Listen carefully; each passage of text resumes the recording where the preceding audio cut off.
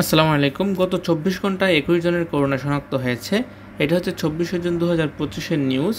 তো আজকে মূলত তোমাদেরকে করোনা আপডেটটা জানাবো এবং একই সাথে এই ধরনের অবস্থায় তোমাদের পরীক্ষা শুরু হতে চলেছে এইচএসসি 25-এর আগামী পরশু দিন মানে আগামী বৃহস্পতিবার। আজকে 24 তারিখ, 26 তারিখ থেকে তোমাদের পরীক্ষা শুরু হবে।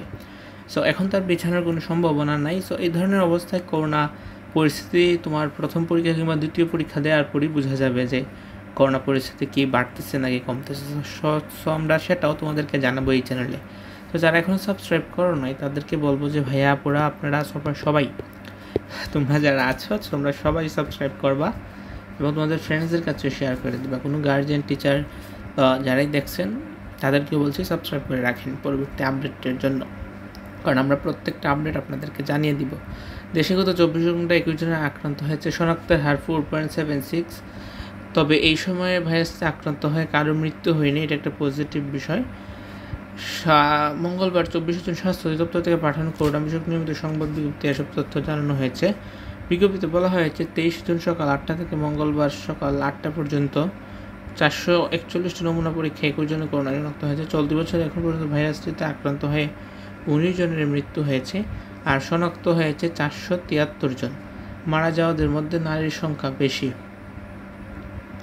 19 জন থেকে নারী বেশি মারা গিয়েছে। সুতরাং বুঝতেই পারতেছো নারী 9+ মারা গিয়েছে, যেহেতু বেশি পুরুষ থেকে। সবশেষ গতকাল সোমবার করোনা ভাইরাস আক্রান্ত হয় 3 জনের মৃত্যু হয়, অর্থাৎ লাস্ট মৃত্যু হয়েছে তোমার সোমবারে। আর আজকে কি বার?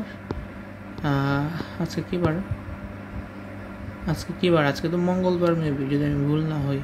হ্যাঁ, সোমবার 3 জনের ভাইরাসের মৃত্যু হয়, 3 জনের গতকালকে। সো আজকে কারো মৃত্যু হয় না, এটা একটা পজিটিভ বিষয়।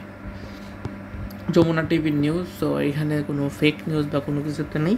তবে ডেঙ্গুর হার কিন্তু বাড়তেছে প্রতিনিয়ত, ডেঙ্গুতে মারাও যাচ্ছে মানুষ এবং আক্রান্তে হচ্ছে সবাই, অলমোস্ট অনেকেই, স্পেশালি শহর এলাকাগুলোতে। সো নতুন কিছু জানানোর নাই, জাস্ট করোনার আপডেটটা জানাই দিলাম, কারণ অনেকেই বলে যে ভাইয়া ডেইলি ভিডিও দিবেন, ডেইলি কিছু না কিছু বলবেন। সো তাদের জন্য মূলত আজকের এই ভিডিওটা করা। সো তোমরা লাইকও করবা, কিন্তু কমেন্টে জানাবা যে ভিডিওটা তোমরা পুরোটা দেখেছো কিনা। আল্লাহ হাফিজ।